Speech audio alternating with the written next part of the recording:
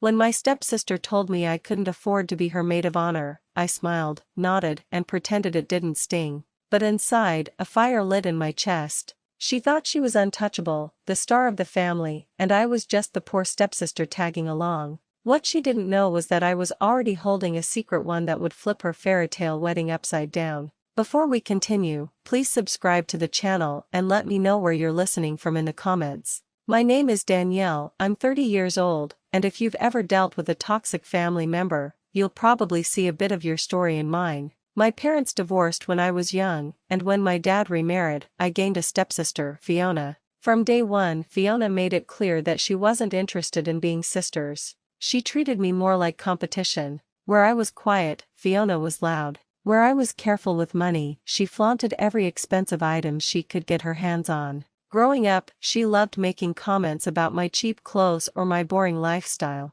My dad would scold her sometimes, but her mother always jumped in to defend her, saying things like, "Oh, that's just Fiona being playful." Playful, right. By the time we were adults, Fiona's attitude hadn't softened, it had sharpened. She got engaged last year to a guy named Eric, who, to be fair, seemed genuinely nice. But the engagement immediately turned into the Fiona show. She wanted the biggest ring, the most lavish engagement party, and a wedding that would make everyone bow down in awe. I was happy for her, at least at first. I even helped her brainstorm venues, florists, and caterers. I thought maybe, just maybe, this milestone would bring us closer. But I should have known better. One Sunday we were all having dinner at my dad's house, me, Fiona, her mom, my dad, and a handful of relatives. The conversation naturally turned to wedding plans. Fiona leaned back in her chair, swirling her wine like she was starring in some reality TV show, and smirked. "Well," she announced, "I've been thinking a lot about the bridal party. And I've decided Danielle won't be my maid of honor." I mean, she looked me up and down in front of everyone. She probably couldn't afford the dress or the bachelorette trip anyway. The table went quiet for a moment. Then came the laughter, snickers from her mom, awkward chuckles from a couple of cousins. My face burned hot. I wanted to sink into the floor. I forced a polite smile, my fork frozen over my plate. "That's okay," I said softly, even though it wasn't. But Fiona wasn't done. She tilted her head and added, "Don't take it personally, Danielle. Not everyone was born to shine in the spotlight." The words hit me like a slap. I dabbed my lips with my napkin, pretending not to care, but inside I was shaking. My dad muttered something about "enough, Fiona," but she waved him off like a queen, dismissing her subjects. That night, lying in bed, replaying her cruel smirk over and over, something shifted inside me. For years I'd swallowed her insults. For years I'd told myself to be the bigger person, but I was done. Because what Fiona didn't know, what nobody knew, was that the very wedding venue she was bragging about booking, the one she couldn't stop bragging about on Instagram, it was mine. 2 years ago, I quietly invested in a struggling events hall with a friend from college. We'd worked tirelessly to renovate it, rebrand it, and slowly build its reputation. Business had been good, but I'd never made a big deal about it. Fiona assumed I was just working a boring office job, and I never corrected her. So when she bragged about her exclusive venue, I nearly laughed out loud. She had no idea she was bragging about my property. She had no idea her stepsister, the one she loved to mock, was the silent owner of the very place she planned to parade herself as the queen of the night. The thought made me smile, not the fake smile I'd forced at dinner, but a real one. For the first time, I realized I didn't have to sit back and take her cruelty. I had leverage. I had power. And if Fiona wanted a spotlight, I was about to give her one she'd never forget. That week, I met with my business partner, explaining the situation. She nearly spat out her coffee when I told her the bride in question was my stepsister. "You have to do something," she insisted. "This is karma knocking on your door." At first, I wasn't sure. Revenge felt childish. But then I replayed Fiona's voice in my head. She probably couldn't afford the dress anyway. The laughter. The smugness. The way she'd humiliated me in front of our entire family. No, this wasn't about childishness. This was about respect. I started to plan. Carefully, quietly, patiently. Because if Fiona thought I wasn't good enough to stand by her side at the altar, then she was about to find out just how wrong she was. And by the time the wedding rolled around, she'd learned the hard way that mocking me came with consequences she could never have imagined.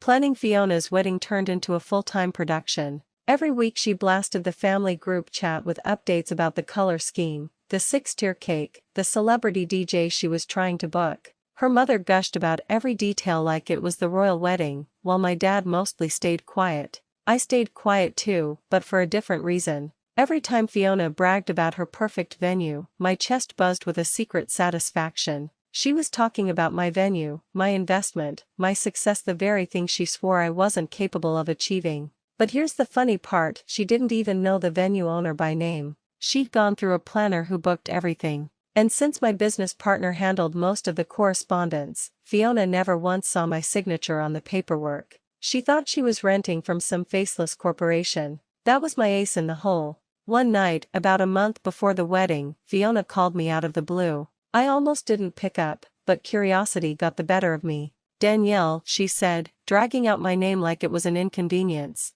"So, listen. I'm inviting you to the wedding, obviously, but just as a guest. Don't feel pressured to buy an expensive dress or anything. I know money's tight for you." I bit my tongue so hard it almost bled. Tight for me. I had just finished signing off on a new catering contract for the venue worth more than her fiancé's car. But I didn't say that. Instead, I murmured, "Thanks for thinking of me." She sighed dramatically, like she was doing me a favor. "Oh, and about gifts? Eric and I are really hoping for cash. We've set a minimum amount for close family, $500. But, give what you can." I swear I almost dropped the phone. A minimum? Who does that? I wanted to scream, to tell her she was entitled and ungrateful, but instead I just said, "Got it." Then I hung up before she could add more insults. The rage boiled inside me that night. I paced my apartment, replaying her words. She'd made me invisible my whole life, and now she was flat out mocking me as if I were some charity case.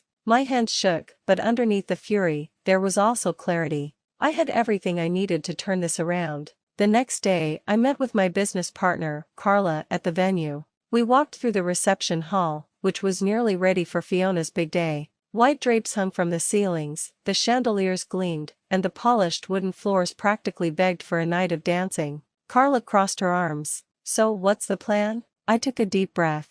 "I don't want to ruin her wedding. I want to ruin her attitude. She needs to learn respect." Carla smirked. "Respect? Or revenge?" "Both," I admitted. Over the next few weeks, I worked behind the scenes, carefully weaving my plan. I instructed the staff who all knew me as the co-owner not to mention my involvement. I stayed out of sight whenever Fiona stopped by for fittings or tastings. Every detail of the wedding went smoothly, just as she wanted. But behind the scenes, I made subtle adjustments. For example, when Fiona requested a special champagne for her toast, I quietly swapped it with an identical-looking but far cheaper bottle. Not because I couldn't afford the real one, but because I wanted her to realize later that money didn't buy discernment. And the biggest move? Reserving the speech slot. At our venue, the couple or family could choose who got the microphone during the reception. Fiona, of course, gave herself the spotlight, her maid of honor and her mother. I spoke to the event coordinator privately and added myself to the lineup.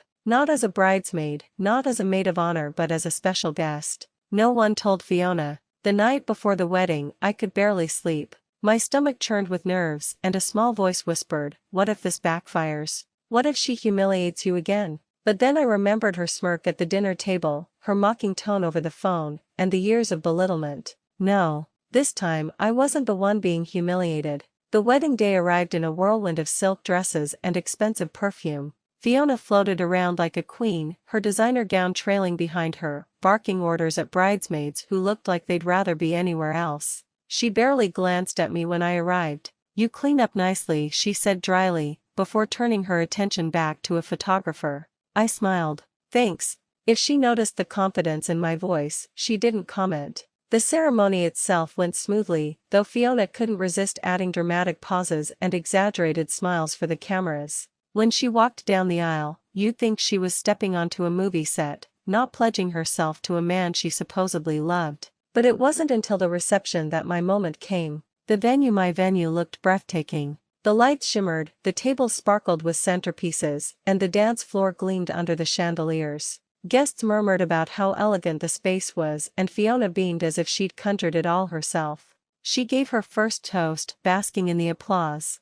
Her maid of honor followed with a syrupy speech. Then her mother took the microphone, gushing about her daughter's beauty and grace. Fiona glowed, drinking in the attention like fine wine. And then, the coordinator stepped up. And now, a few words from a very special guest. Danielle. The room shifted. Fiona's head snapped toward me, her eyes narrowing. I rose slowly from my chair, my heart pounding but my smile steady. The microphone felt warm in my hand as I walked toward the stage. All eyes followed me, curiosity buzzing in the air. Fiona whispered something sharp to Eric, her face pale. She hadn't planned for this. She hadn't accounted for me. And in that moment, standing under the lights of the venue I owned, I realized this wasn't just about revenge anymore. It was about reclaiming my voice. And Fiona was about to hear every word of it. The microphone felt heavier than I expected, but maybe that was just the weight of the moment. For years, Fiona had spoken over me, laughed at me, dismissed me as if I were a background character in her perfect little movie.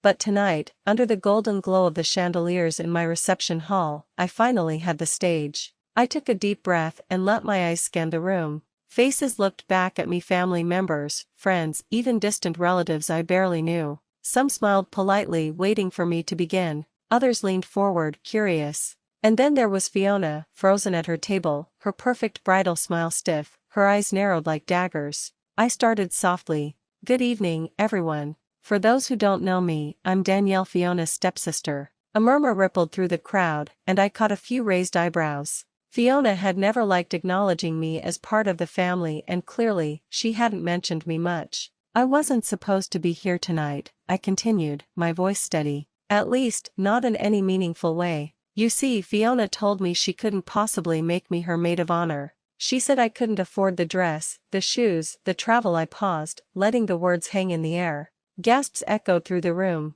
From across the room, Fiona hissed, Danielle, stop. But I pressed on. She made it clear that I wasn't good enough. Not good enough to stand beside her, not good enough to be part of her big day. And for a while, I believed her. I believed that I was small, that I was less. That my worth could be measured in price tags and designer labels. I heard a few whispers, but the room stayed quiet, listening. But here's the thing, I said, my voice rising now, clear and confident. I've worked hard my entire life. I built something from nothing. And the irony is, while Fiona mocked me for being too poor to be her maid of honor, I turned slowly, gesturing around the lavish hall, the glittering chandeliers, the perfectly set tables. She chose this venue for her wedding. The one she bragged about endlessly. The one she said was too expensive for ordinary people. I paused for effect, savoring the tension. What she didn't know is that this venue belongs to me. The room erupted. Gasps, shocked laughter, even clapping from a few distant cousins who clearly loved the drama.